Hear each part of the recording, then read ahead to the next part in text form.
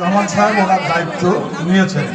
সেই কারণে আমাদের নেতা যারা তারেক রহমান সাহেব আমাদের কেন্দ্রীয় সিনিয়র যুগ্ম মহাসচিব রুহুল কবির রিজভী সাহেবকে এখানে পাঠিয়েছেন।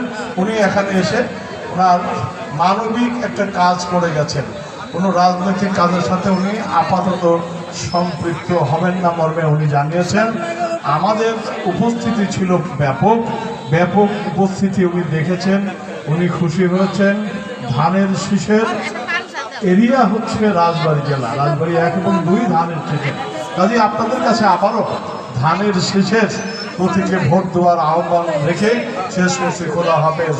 বাংলাদেশ জিন্দাবাদ, বাংলাদেশ জাতীয়তাবাদী দল জিন্দাবাদ, শহীদ প্রেসিডেন্ট জিয়াউর রহমান অমর হোক, আমাদের নেতৃত্ব দেশনেত্রী বেগম খালেদা জিয়া জিন্দাবাদ, দেশ নায়ক তারেক রহমান জিন্দাবাদ জিন্দাবাদ। এ পর্যায়ে বক্তব্য রাখবেন আজকের মত বিনিময় সভার সম্মানিত সভাপতি, আমাদের প্রিয় নেতা, মৃত্যুঞ্জয়ী নেতা, রাজবাড়ী সদর উপজেলা বিএনপির সংগ্রামী আহ্বায়ক।